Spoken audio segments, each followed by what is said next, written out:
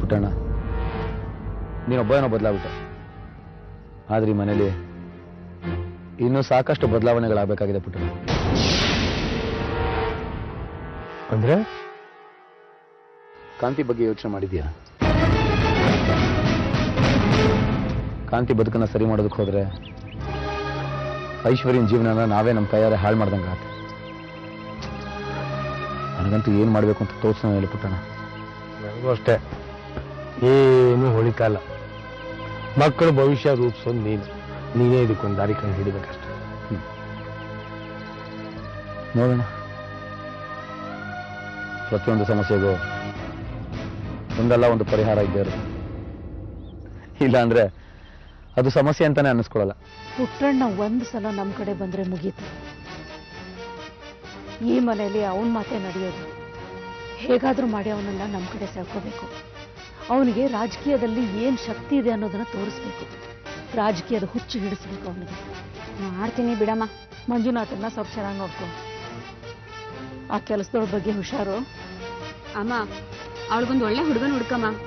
ಮದ್ವೆ ಮಾಡ್ಬಿಡೋಣ ಅಂತಿದ್ದೀನಿ. ಪಾಪದ ಹುಡುಗಿ ಅದು. ಅದೆಲ್ಲ ಏನೂ ಬೇಡ. ನಿನ್ ಕೆಲಸ ಎಷ್ಟಿದೆಯೋ ಅಷ್ಟು ನೋಡ್ಕೊ, ಗೊತ್ತಾಯ್ತಾ? ಅವಳು ಬರೀ ಕೆಲಸದವಳಾಗಿದ್ದಿದ್ರೆ ನಾನು ಯೋಚನೆ ಮಾಡ್ತಿರ್ಲಿಲ್ಲ.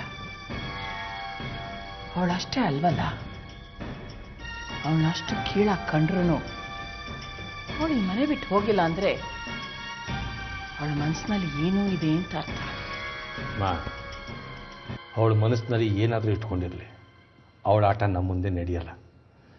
ಏನೋ ತಪ್ಪಿಗೆ ಮನೆ ಕೆಲಸ ಮಾಡ್ಕೊಂಡಿದ್ದಾಳೆ, ಬಿಟ್ಬಿಡು. ಯಾಕೋ ಅವಳ ಮೇಲೆ ಪ್ರೀತಿ ಜಾಸ್ತಿ ಆಗಿದೆ ಅಂತ ಕಾಣುತ್ತೆ.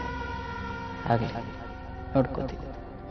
ಒಂದು ವೇಳೆ ಶರಣ ಒಪ್ಕೊಳ್ದೆ ಹೋಗಿದ್ರೆ, ನೀನು ಹೋಗಿ ಅವನ್ನ ಬೇಡ್ಕೊಳ್ದೆ ಇದ್ದಿದ್ರೆ ಇಷ್ಟರಲ್ಲಿ ಪುಟ್ಟಣ್ಣ ಸ್ಟೇಷನ್ ಅಲ್ಲ, ಜೈಲಲ್ಲಿ ಇರ್ತಿದ್ದ. ಬಾವಾ, ನಂಗೊಂದು ಸಹಾಯ ಮಾಡೋದಕ್ಕಾಗತ್ತಾ?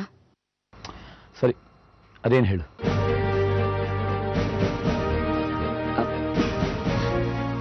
ಪುಟ್ಟಣ್ಣ ಭಾವನ ಹತ್ರ ಹೇಗಾದ್ರೂ ಮಾತಾಡಿ ಗಂಗಂಗೂ ಶರಣಂಗೂ ಮದ್ವೆ ಮಾಡಿಸ್ಬೇಕಿತ್ತಲ್ಲ. ಹಾಗಂತ ನಾನು ಶರಣಂಗ್ ಮಾತು ಕೊಟ್ಬಿಟ್ಟಿದ್ದೀನಿ. ಕೊಟ್ಟಿರೋ ಮಾತನ್ನ ನಡೆಸ್ಕೊಡೋದು ನನ್ನ ಕರ್ತವ್ಯ. ಇದರಿಂದ ಎಲ್ರಿಗೂ ಸಿಟ್ಟು ಬರುತ್ತೆ ಅಂತ ನನಗೆ ಗೊತ್ತು.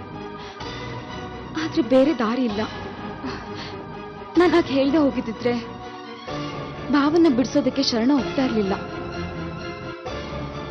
ಅದಕ್ಕೆ ಅಂತ ಅಲ್ಲದೆ ಹೋದ್ರು ಇಬ್ರು ಪ್ರೇಮಿಗಳನ್ನ ಒಂದು ಮಾಡೋದು ಒಳ್ಳೆ ಕೆಲಸನೇ. ನನ್ನ ಆಸೆ ಕೂಡ ನೋಡೋಣ. ಮಂಜಣ್ಣ ಬರ್ತೀನಿ ಅಂತ ಹೇಳಿದ್ರು ಇನ್ನೂ ಬಂದಿಲ್ಲ. ಅದಕ್ಕೆ ಮರ್ತ್ಬಿಟ್ರೇನೋ ಅಂತ ಫೋನ್ ಮಾಡಿದೆ. ಮಂಜಣ್ಣ ಯಾಕೆ ಬರ್ಬೇಕು ನಿಮ್ಮ ಹತ್ರ? ಏನ್ ವಿಷಯ?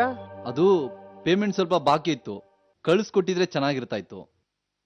ಅದು ಯಜಮಾನ್ರಿಗೆ ಬೇರೆ ಗೊತ್ತಿಲ್ಲ. ಪೇಮೆಂಟಾ? ಪೂರ್ತಿ ಹಣ ಕಳಿಸ್ಕೊಟ್ಟಿದ್ನಲ್ಲ ಕಾಮತ್ತವ್ರೆ. ಇಲ್ಲ ಸರ್, ಇನ್ನೂ 30,000 ಬಾಕಿ ಇದೆ. ನಾಳೆನೆ ತಂದು ಕೊಡ್ತೀನಿ ಅಂತ ಹೇಳಿದ್ರು, ಇನ್ನೂ ಬಂದಿಲ್ಲ. 30,000ನಾ? ಪುಟ್ಟಣ್ಣಂಗೆ ಗೊಬ್ಬರದಂಗಡಿಯವರು ಫೋನ್ ಮಾಡಿದ್ರಂತೆ ಮೈಸೂರಿಂದ. ಏನಂತ? 25,000 ರೂಪಾಯಿ ಕಮ್ಮಿ ಕೊಟ್ಟಿದ್ರು. ನಾಳೆ ನಾಡಿದ್ರಲ್ಲಿ ಕೊಡ್ತೀವಿ ಅಂತ ಹೇಳಿದ್ರು. ಇನ್ನೂ ಕಳಿಸಿಲ್ಲ, ಯಾವಾಗ ಕಳಿಸ್ತೀರಾ ಅಂತ ಕೇಳಿದ್ರಂತೆ.